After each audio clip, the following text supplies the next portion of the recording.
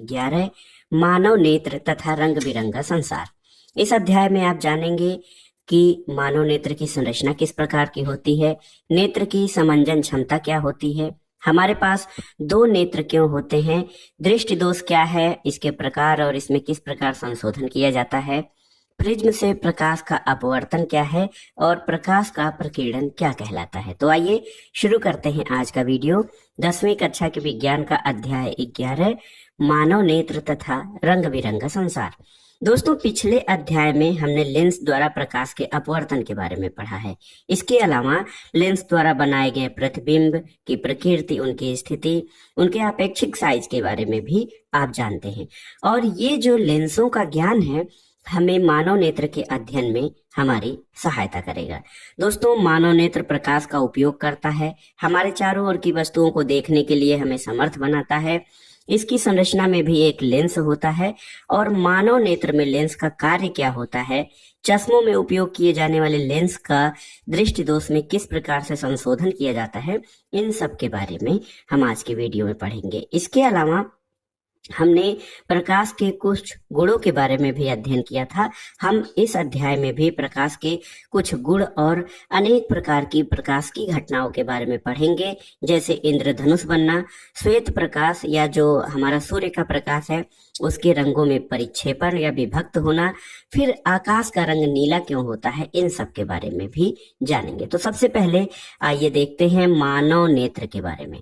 दोस्तों, मानव नेत्र जो होता है वो एक अत्यंत मूल्यवान और सुग्राही ज्ञानेंद्रिय है। ये हमें इस अद्भुत संसार और हमारे चारों ओर के रंगों को देखने योग्य बनाता है। आंखें बंद करके हम वस्तुओं को उनकी गंध, स्वाद और उनके द्वारा उत्पन्न ध्वनि या उनको स्पर्श करके कुछ सीमा तक तो पहचान सकते हैं, फिर भी आंखों को बंद करके रंगों को पहचान पाना असंभव है। इस प्रकार समस्त ज्ञानेंद्रियों में मानव नेत्र सबसे अधिक महत्वपूर्ण है, क्योंकि ये हमें हमारे चारों ओर के रंग बिरंगे संसार को देखने योग्य बनाता है। दोस्तों, यहाँ पर देखिए मानव नेत्र की संरचना दी गई है। अगर जो आप ध्यान से देखें तो यहाँ पर देखिए स्वच्छ मंडल उपस्थित है, उसके अंदर देखिए परितारिका है, फिर उसके बाद पुतली है, नेत्रोद है और क्रिस्टली लेंस है। इसके अलावा यहाँ पर दो पक्षमाभी पेशियां हैं, दृष्टिपटल है, ये दृष्टिपटल है दोस्तों। इसके अलावा जो अन्य तंत्रिकाएं तंत्रिका तंत्र की ओर दृक् तंत्रिका है, और इसके अलावा काचाभ द्रव इसमें भरा होता है। दोस्तों, मानव नेत्र की जो संरचना होती है वो एक कैमरे की तरह होती है।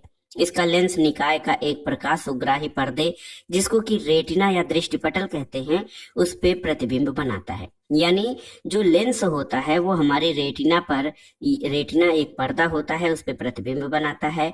प्रकाश एक पतली झिल्ली से होकर नेत्र में प्रवेश करता है और इस झिल्ली को कार्निया या स्वच्छ मंडल कहा जाता है। झिल्ली या ये जो कार्निया होता है नेत्र गोलक के आगे भाग पर एक पारदर्शी उभार बनाता है और नेत्र गोलक की आकृति लगभग गोलाकार होती है। इसका व्यास लगभग 2.3 सेंटीमीटर होता है। नेत्र में प्रवेश करने वाली प्रकाश किरणों का अधिकांश अपवर्तन कार्निया के बाहरी पृष्ठ पर होता है और क्रिस्टली लेंस केवल विभिन्न दूरियों पर रखी वस्तुओं को रेटिना पर फोकसित करने के लिए आवश्यक फोकस दूरी में सूक्ष्म समायोजन प्रदान करता है। दोस्तों, कार्निया के पीछे एक संरचना होती है जिसे परितारिका कहते हैं। परितारिका गहरा पेशी डायफ्राम होता है जो पुतली के साइज को नियंत्रित करता है। पुतली नेत्र में प्रवेश करने वाले प्रकाश की मात्रा को नियंत्रित करती है और अभिनेत्र लेंस रेटिना पर किसी वस्तु का उल्टा और वास्तविक प्रतिबिंब बनाता है। रेटिना एक कोमल सूक्ष्म झिल्ली होती है जिसे बृहत संख्या में प्रकाश सुग्राही कोशिकाएं होती हैं। प्रदीप्त होने पर प्रकाश सुग्राही कोशिकाएं सक्रिय हो जाती हैं और विद्युत सिग्नल उत्पन्न करती हैं। ये सिग्नल जो होते हैं ये दृक् तंत्रिकाओं द्वारा मस्तिष्क तक पहुंचा दिया जाता है और मस्तिष्क इन सिग्नलों की व्याख्या करता है और अंत में इस सूचना को संसाधित करता है, जिससे कि जो कोई वस्तु जैसी है हम उसे वैसा देख पाते हैं। तो दोस्तों, ये थी मानव नेत्र की संरचना और उसकी कार्यप्रणाली की वो किस तरह से कार्य करता है, इसके बारे में एक संक्षिप्त अध्ययन।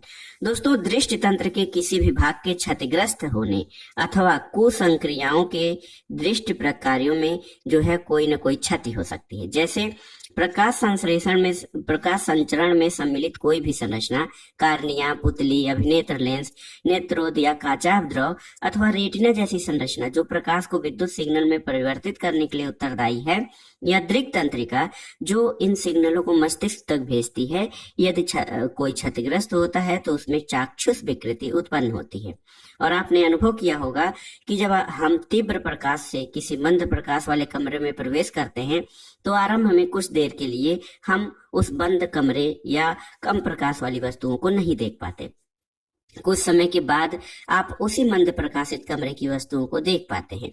तो दोस्तों, आंख की पुतली परिवर्तित द्वारक की तरह कार्य करती है, जिसके साइज को परितारिका की सहायता से बदला जा सकता है। जब प्रकाश अत्यधिक चमकीला होता है तो परितारिका सिकुड़कर पुतली को छोटा बना देती है, जिससे कि आंख में कम प्रकाश पहुंच सके। लेकिन जब प्रकाश मंद होता है तो परितारिका फैलकर पुतली को बड़ा बना देती है, जिससे कि आंख में अधिक प्रकाश प्रवेश कर सके। और इस प्रकार मंद प्रकाश में परितारिका की शिथिलता इससे पुतली पूरी रूप से खुल जाती है।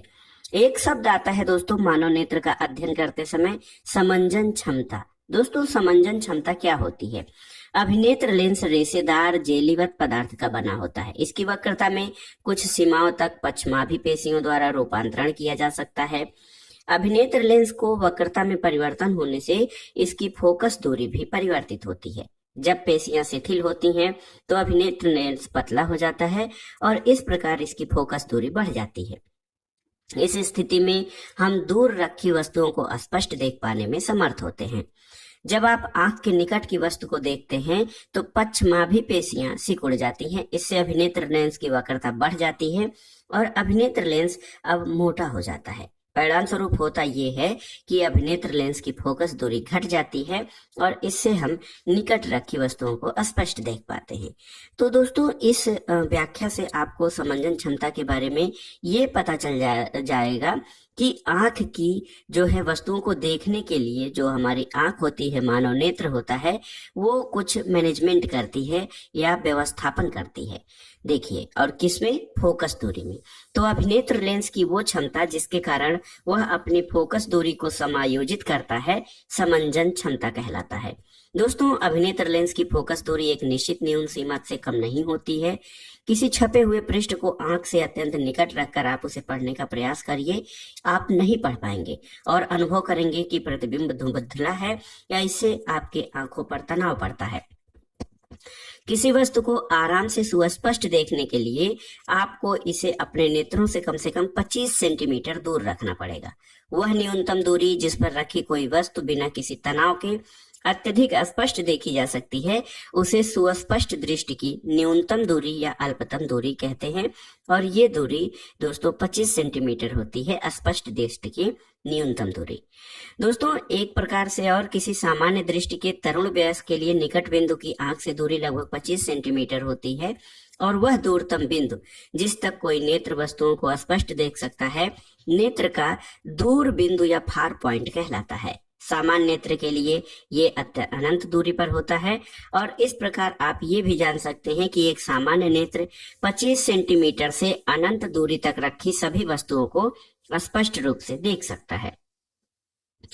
दोस्तों, कभी कभी अधिक आयु के जो व्यक्ति हो जाते हैं उनके नेत्र का क्रिस्टलीय लेंस दुधिया और धुंधला हो जाता है और इस स्थिति को मोतियाबिंद या कैटरैक्ट कहा जाता है और इसके कारण नेत्र की दृष्टि में कमी या पूर्ण रूप से दृष्टि क्षय हो जाता है। मोतियाबिंद की शल्य चिकित्सा के बाद दृष्टि का वापस लौटाना संभव है।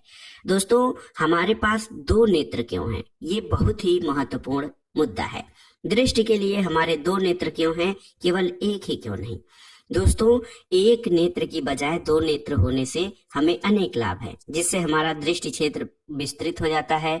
मानव के एक नेत्र का क्षैतिज दृष्टि क्षेत्र लगभग 150 डिग्री होता है, जबकि दो नेत्रों द्वारा यह लगभग 180 हो जाता है।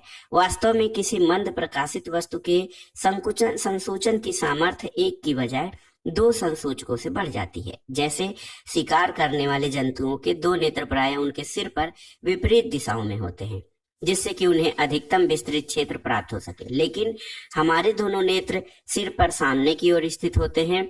इससे हमारा दृष्टि क्षेत्र कम हो जाता है, लेकिन हमें त्रिविम चाक्षुषी का लाभ यानी 3 डायमेंशनल का लाभ मिल जाता है। एक नेत्र बंद कीजिए, आपको संसार चपटा केवल द्विमिम लगेगा। दोनों नेत्र खोलिए, आपको संसार की वस्तुओं में गहराई और तीसरी बीमा भी दिखाई देगी। क्योंकि हमारे नेत्रों के बीच कुछ सेंटीमीटर का पृथक्कन होता है, इसके लिए प्रत्येक नेत्र किसी वस्तु का थोड़ा सा भिन्न प्रतिबिंब देखता है और हमारा मस्तिष्क दोनों प्रतिबिंबों का संयोजन करके एक प्रतिबिंब बना देता है। और इस प्रकार अतिरिक्त सूचना का उपयोग करके हम ये बता सकते हैं कि कोई वस्तु हमसे कितनी पास है या कितनी दूर है। दोस्तों, जो ह्यूमन आई होता है या जो हमारा दृष्टि होती है, साइट, ह्यूमन साइट, उसमें कुछ प्रकार के दृष्टि दोष हो जाते हैं। कभी कभी नेत्र धीरे धीरे अपनी समंजन क्षमता खो जाते हैं। ऐसी स्थिति में व्यक्ति वस्तुओं को आराम से सुस्पष्ट नहीं देख पाते हैं और नेत्र में अपवर्तन दोषों के कारण दृष्टि धुंधली हो जाती है। देखिए, सामान्य रूप से जो दृष्टि दोष होते हैं वो 3 प्रकार के होते हैं। निकट दृष्टि दोष, जिसको मायोपिया कहते हैं, दीर्घ दृष्टि दोष या दूर दृष्टि दोष, जिसको कि हाइपरमेट्रोपिया कहते हैं, और जरा दूर दृष्टिता, जिसके की प्रिस्बोपला कहते हैं। इन दोषों को गोली लेंस के उपयोग से संशोधित किया जा सकता है। यहाँ पर देखिए दोस्तों, निकट दृष्टि दोष में जो रेखा चित्र बनता है, निकट दृष्टि दोष युक्त नेत्र, और इसका संशोधन किस प्रकार से किया जाता है उसको जानना जरूरी है। देखिए दोस्तों, निकट दृष्टि दोष या इसको निकट दृष्टिता भी कहा जाता है। ये निकट दृष्टि दोष युक्त कोई व्यक्ति जो है निकट रखी वस्तुओं को स्पष्ट देख सकता है, लेकिन दूर रखी वस्तुओं को वह स्पष्ट नहीं देख पाता। ऐसे दोष युक्त व्यक्ति का दूरबिंदु अनंत पन्ना होकर नेत्र के पास आ जाता है।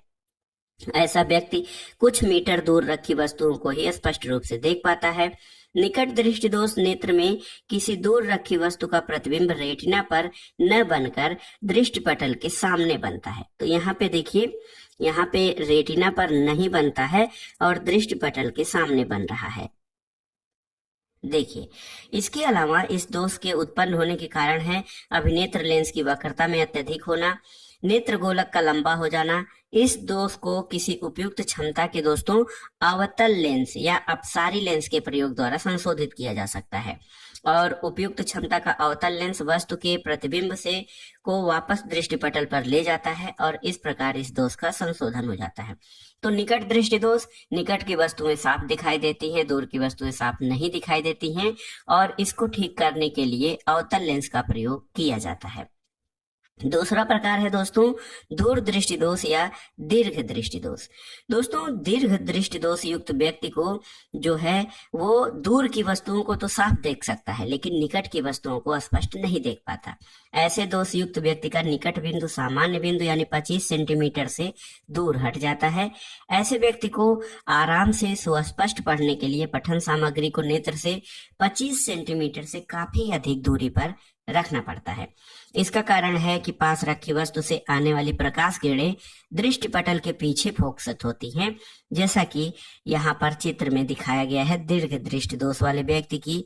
यहाँ पर देखिए, जो चित्र है या प्रतिबिंब है वो फोकस से बहुत दूरी पर बनता है, और इस दोष को उत्पन्न होने के कारण है अभिनेत्र लेंस की फोकस दूरी का अत्यधिक हो जाना, नेत्र गोलक का छोटा हो जाना, और इस दोष को उपयुक्त क्षमता के अभिसारी लेंस यानी उत्तल लेंस का उपयोग करके संशोधित किया जा सकता है। उत्तल लेंस जो है जब वो पड़ता है तो वस्तु का प्रतिबिंब फोकसित करने के लिए आवश्यक अतिरिक्त क्षमता प्रदान करते हैं। दोस्तों, तीसरा प्रकार का एक दृष्टि दोष है जिसको कि जरा दूरदर्शिता कहते हैं, और आयु में वृद्धि होने के साथ साथ मानव नेत्र की समंजन क्षमता घटती जाती है। अधिकांश व्यक्तियों का निकट बिंदु दूर हट जाता है।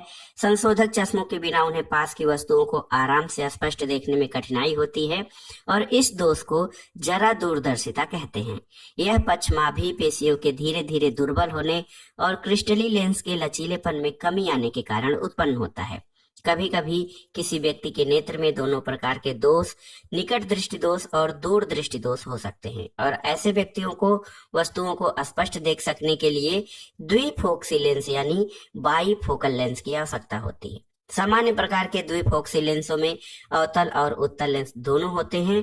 ऊपरी भाग अवतल लेंस होता है, ये दूर की वस्तुओं को सुस्पष्ट देखने में सहायता करता है।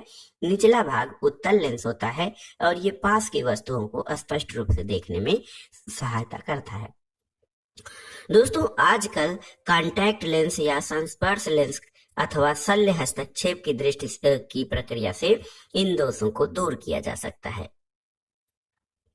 अब आइए देखते हैं दोस्तों प्रिज्म। प्रिज्म से प्रकाश का अपवर्तन किस प्रकार से होता है। दोस्तों, एक आयताकार कांच के स्लैब से गुजरने पर प्रकाश अपवर्तित हो जाता है। समानांतर अपवर्तक पृष्ठों के जरिए, जैसा कि कांच स्लैब में होता है, अपवर्तित किरण आपतित किरण के समानांतर होती है। फिर भी पार्श्व में यह कुछ विस्थापित हो जाती है और ऐसा एक माध्यम से दूसरी माध्यम में प्रकाश के किरण होने पर होता है। दोस्तों, कांच के एक त्रिभुज पर प्रिज्म पर विचार कीजिए। त्रिभुजाकार आकार और 3 आयताकार पार्श्व पृष्ठ होते हैं। ये पृष्ठ एक दूसरे पर झुके होते हैं। इसके 2 पार्श्व फलकों के बीच के कोण को प्रिज्म कोण कहा जाता है। यहाँ पर आइए देखते हैं प्रिज्म कोण के बारे में। दोस्तों, यहाँ पर देखिए एक प्रिज्म है और यहाँ पर जब कोई किरण यहाँ पे डाली जा रही है तो पहले सीधी फिर ये विक्षेपित हो जा रही है।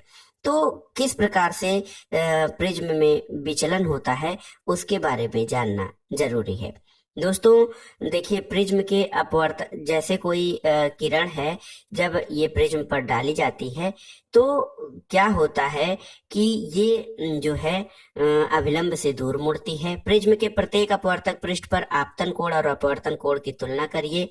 ये कांच के स्लैब में झुकाव के समान ही है अथवा नहीं, और विशेष आकृति के कारण निर्गत किरण आपतित किरण की दिशा से एक कोण बनाती है। इसको विचलन कोण कहा जाता है और इस स्थिति में कोण डी विचलन कोण होता है और विचलन कोण को चिन्हित करके आप देख सकते हैं।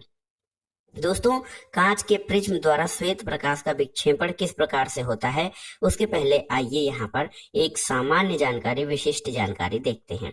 अद्भुत वस्तुओं का वर्णन करते समय आप जिन्हें देख सकते हैं, आप चमकीला है, दीप्त सूर्य कहते हैं, यह आप अनुभव मैं भी करता हूँ दीप्त सूर्य का ताप, पर समझ न पाया अब तक मैं बनता कैसे वह दिन और रात।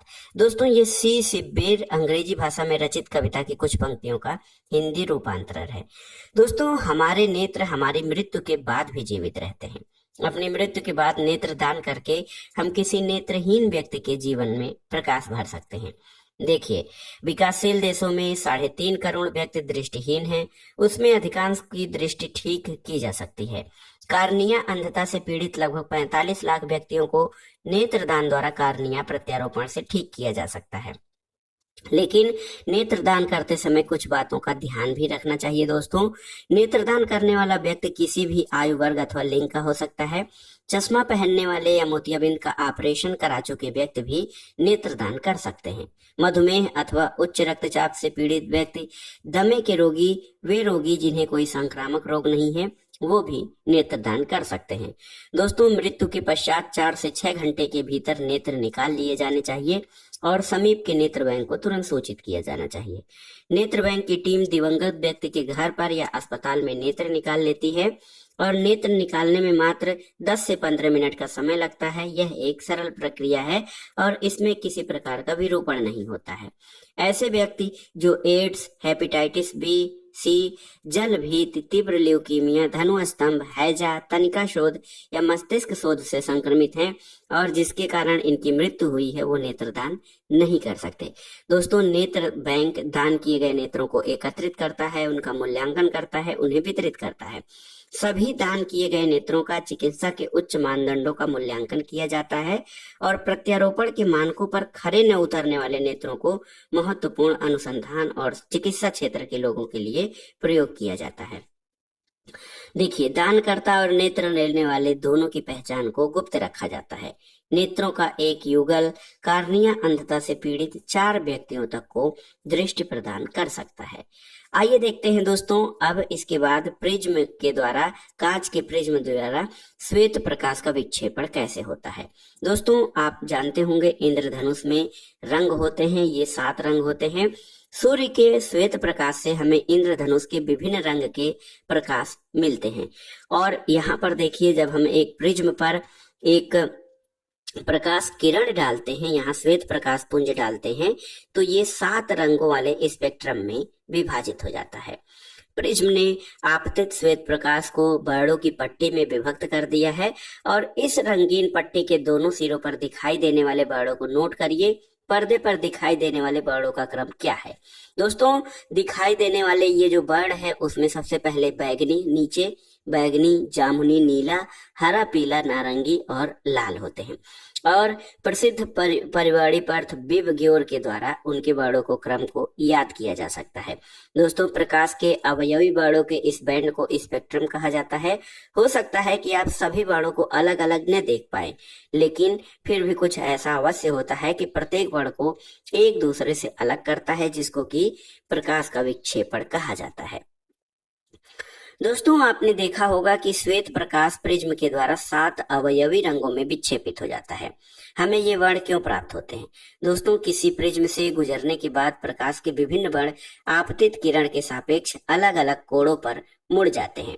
लाल रंग का प्रकाश सबसे कम झुकता है, जबकि बैंगनी रंग के प्रकाश में विक्षेपण सबसे अधिक होता है। इस कारण प्रत्येक वर्ण की किरण अलग अलग पथों के अनुदिश निर्गत होती है और ये स्पष्ट रूप से दिखाई देती है। यह सुस्पष्ट वर्णों का बैंड हमें स्पेक्ट्रम के रूप में दिखाई देता है। आइजैक न्यूटन ने सर्वप्रथम सूर्य का स्पेक्ट्रम प्राप्त करने के लिए कांच के प्रिज्म का उपयोग किया था। दोस्तों, एक दूसरा प्रिज्म उपयोग करके, समान प्रिज्म उपयोग करके उन्होंने श्वेत प्रकाश के स्पेक्ट्रम वर्णों को और अधिक विभक्त करने का प्रयास किया, लेकिन उन्हें और अधिक वर्ण नहीं मिल पाए। फिर उन्होंने उल्टे प्रिज्म, 2 उल्टे प्रिज्मों को इस तरह से गुजारा तो देखा कि दूसरे प्रिज्म से श्वेत प्रकाश का किरण पुंज निर्गत हो रहा है। तो ऐसे देखा जाए कि जब प्रिज्म उल्टा कर दिया जाता है तो रेखा जो है उसी सीधी रेखा में जुड़कर श्वेत प्रकाश उत्पन्न करती है। तो कोई भी प्रकाश जो सूर्य के प्रकाश के सदृश स्पेक्ट्रम बनाता है उसको श्वेत प्रकाश कहा जाता है। दोस्तों, इंद्रधनुष वर्षा के बाद आपने देखा होगा इंद्रधनुष किस प्रकार से है, और आकाश में जल के सूक्ष्म कणों में दिखाई देने वाला ये एक प्राकृतिक स्पेक्ट्रम है। यह वायुमंडल में उपस्थित जल की सूक्ष्म बूंदों द्वारा सूर्य के प्रकाश के परिक्षेपण के द्वारा होता है। इंद्रधनुष हमेशा सूर्य के विपरीत दिशा में बनता है। जल की सूक्ष्म बूंदें छोटे प्रिज्मों की तरह कार्य करती हैं और सूर्य के आपतित प्रकाश का ये बूंद अपवर्तित तथा विक्षेपित करती हैं। इसके पश्चात आंतरिक परावर्तन होता है और जल की बूंद से बाहर निकलते समय प्रकाश को पुनः अपवर्तित करती हैं, जिससे कि प्रकाश के परिक्षेपण और आंतरिक परावर्तन के कारण विभिन्न वर्ण प्रेक्षक के नेत्रों तक पहुंचते हैं। यदि सूर्य आपकी पीठ की ओर हो और आप आकाश की ओर धूप निकलने वाले किसी दिन अथवा किसी जलप्रपात अथवा जल के फव्वारे को देखें तो आप इंद्रधनुष या रेनबो देख सकते हैं। आइए देखते हैं दोस्तों, वायुमंडलीय अपवर्तन। आपने जो है अपवर्तन देख लिया है पिछले अध्याय में, लेकिन वायुमंडल में अपवर्तन क्या होता है? आप कभी किसी भट्ठी या किसी उष्मीय विकिरक के ऊपर रखी हुई गर्म वायु के विक्षुब्ध प्रवाह में धूल कणों को आभासी, अनियमित, अस्थिर गति से झिलमिलाहट देख सकते हैं। आग के तुरंत ऊपर की वायु अपने ऊपर की वायु की तुलना में अधिक गर्म होती है और गर्म वायु अपने ऊपर की ठंडी वायु की तुलना में हल्की होती है। इसका अपवर्तनांक ठंडी वायु की अपेक्षा थोड़ा कम होता है, क्योंकि अपवर्तक माध्यम वायु की भौतिक अवस्थाएं स्थिर नहीं होती हैं।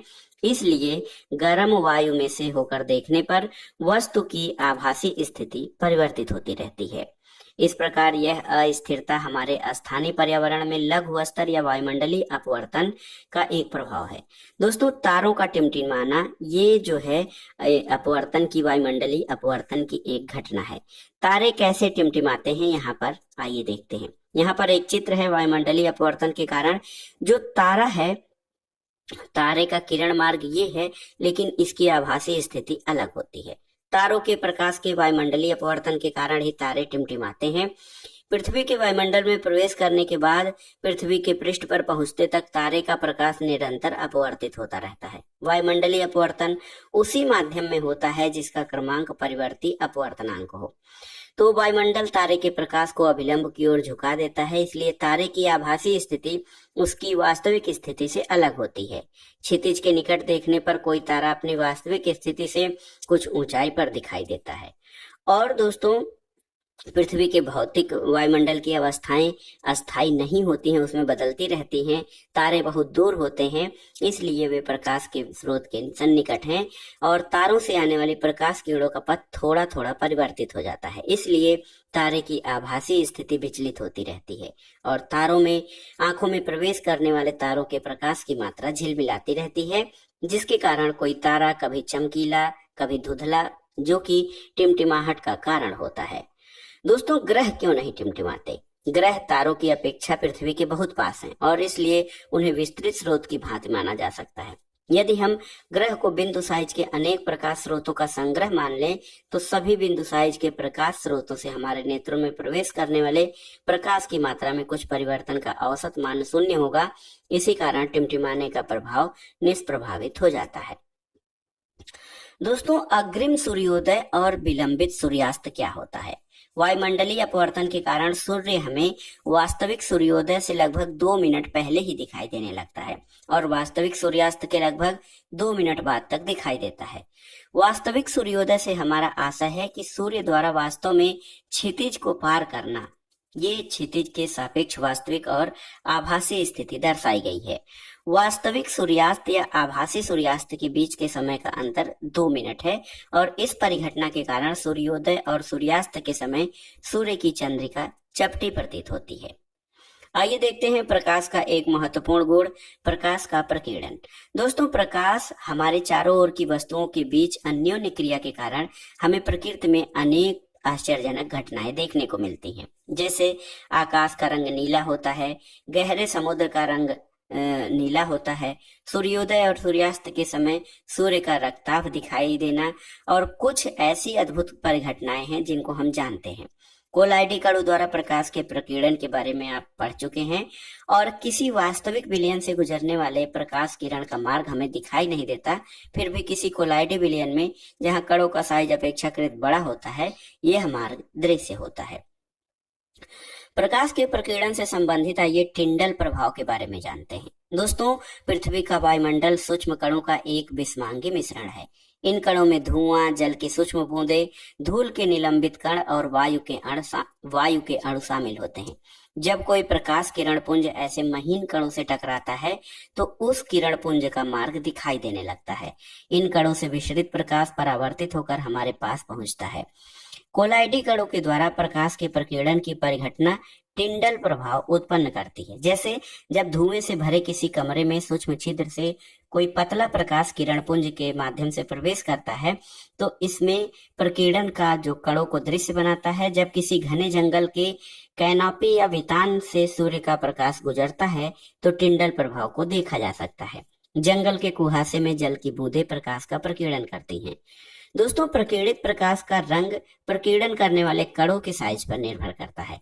अत्यंत सूक्ष्म कण मुख्य रूप से नीले प्रकाश को प्रकीर्णित करते हैं, जबकि बड़े साइज के कण अधिक तरंग दैर्घ्य के प्रकाश को प्रकीर्णित करते हैं। यदि प्रकीर्णन करने वाले कणों का साइज बहुत अधिक है तो प्रकीर्णित प्रकाश श्वेत ही प्रतीत हो सकता है। आइए जानते हैं एक परिघटना कि स्वच्छ आकाश का रंग नीला क्यों होता है। दोस्तों, स्वच्छ आकाश का रंग नीला क्यों होता है? तो वायुमंडल में वायु के अणु और अन्य सूक्ष्म कणों का साइज दृश्य प्रकाश की तरंगदैर्घ्य के प्रकाश की अपेक्षा नीले वर्ण की ओर के कम तरंगदैर्घ्य के प्रकाश को प्रकीर्णित करने पर अधिक प्रभावी है। लाल वर्ण के प्रकाश की तरंगदैर्घ्य नीले प्रकाश की अपेक्षा लगभग 1.8 गुनी है। जब सूर्य का प्रकाश वायुमंडल से गुजरता है, वायु के सूक्ष्म कण लाल रंग की अपेक्षा नीले रंग को अधिक प्रबलता से प्रकीर्णित करते हैं और ये प्रकीर्णित हुआ या फैला हुआ नीला प्रकाश हमारे नेत्रों में प्रवेश करता है। यदि पृथ्वी पर वायुमंडल न होता तो कोई प्रकीर्णन भी न हो पाता। आकाश काला प्रतीत होता और अत्यधिक ऊंचाई पर उड़ते हुए यात्रियों को आकाश काला ही प्रतीत होता है, क्योंकि इतनी ऊंचाई पर प्रकीर्णन स्पष्ट नहीं हो पाता है। संभवतः आपने देखा होगा कि खतरे के संकेत का जो प्रकाश होता है वो लाल रंग का होता है। इसका कारण ये है कि लाल रंग कोहरे या धुएं में सबसे कम प्रकीर्ण होता है, इसलिए ये दूर से देखने में भी लाल रंग ही दिखाई देता है। सूर्योदय और सूर्यास्त के समय सूर्य का रंग जो है रक्ताभ क्यों होता है? दोस्तों, सूर्योदय और सूर्यास्त के समय सूर्य जो है या उसके आसपास का आकाश लाल हो जाता है। आकाश के नीले रंग और सूर्योदय के सूर्यास्त के समय सूर्य का रक्ताभ प्रतीत होने को आइए समझने का प्रयास करते हैं। देखिए, कुछ कुल मिलाकर ये क्रियाकलाप प्रकाश के प्रकीर्णन को दिखाता है और आप आकाश के नीले रंग और सूर्योदय के सूर्यास्त के समय सूर्य के रक्ताभ प्रतीत होने को समझ सकते हैं। देखिए, क्षितिज के समीप स्थित सूर्य आने वाला प्रकाश हमारे नेत्रों तक पहुंचने से पहले पृथ्वी के वायुमंडल और वायु की मोटी परत से होकर गुजरता है। फिर भी जब सूर्य ठीक से ऊपर यानी हमारे सर के ऊपर होता है तो सूर्य से आने वाला प्रकाश अपेक्षाकृत कम दूरी चलता है। दोपहर के समय सूर्य श्वेत प्रतीत होता है, क्योंकि नीले और बैंगनी वर्ण का बहुत थोड़ा भाग ही प्रकीर्णित हो पाता है। क्षितिज के समीप नीले और कम तरंग दैर्घ्य के प्रकाश का अधिकांश भाग कणों द्वारा प्रकीर्ण हो जाता है, इसलिए हमारे नेत्रों तक पहुंचने वाला प्रकाश अधिक तरंग दैर्घ्य का होता है और सूर्योदय और सूर्यास्त के समय सूर्य लाल दिखाई देता है। इस अध्याय यानी मानव नेत्र और रंग बिरंगा संसार के अध्ययन से आपने क्या सीखा, उसको आइए संक्षेप में देख लेते हैं। दोस्तों, नेत्र की वह क्षमता जिसके कारण वह अपनी फोकस दूरी को समायोजित करके निकट और दूरस्थ वस्तुओं को फोकसित कर लेता है, नेत्र की समंजन क्षमता कहलाती है। वह अल्पतम दूरी जिस पर रखी वस्तु को नेत्र बिना किसी तनाव के सुस्पष्ट देख सकता है, उसे नेत्र का निकट बिंदु या सुस्पष्ट दृष्टि की न्यूनतम दूरी कहते हैं और ये सामान्य रूप से 25 सेंटीमीटर होती है। दोस्तों, दृष्टि के सामान्य अपवर्तक दोष हैं निकट दृष्टि दोष, दूर दृष्टि दोष और जरा दूरदर्शिता। निकट दृष्टि दोष में दूर रखी वस्तु का प्रतिबिंब दृष्टिपटल के सामने बनता है, उसको उचित क्षमता अवतल लेंस द्वारा संशोधित किया जा सकता है। दीर्घ दृष्टि दोष पास रखी वस्तुओं के प्रतिबिंब दृष्टिपटल के पीछे बनते हैं, इसको उचित क्षमता के उत्तल लेंस द्वारा परिशोधित किया जाता है। वृद्धावस्था में नेत्र की समंजन क्षमता घट जाती है, जिससे जरा दूरदर्शिता उत्पन्न होती है। दोस्तों, श्वेत प्रकाश का इसके अवयवों में विभाजित होना जो है ये विक्षेपण कहलाता है और सूर्य के श्वेत प्रकाश में 7 रंग होते हैं। प्रकाश के प्रकीर्णन के कारण आकाश का रंग नीला दिखाई देता है और सूर्योदय और सूर्यास्त के समय सूर्य का रंग लाल या रक्ताभ दिखाई देता है। तो दोस्तों, ये था आज का वीडियो 10वीं कक्षा के एनसीईआरटी का 11वां अध्याय मानव नेत्र तथा रंग बिरंगा संसार। वीडियो आपको कैसा लगा हमें कमेंट बॉक्स में जरूर बताइएगा। वीडियो को लाइक करें, शेयर करें और इस चैनल मार्गदर्शन फॉर सिविल सर्विसेज को सब्सक्राइब करें। वीडियो देखने के लिए धन्यवाद दोस्तों, नमस्कार।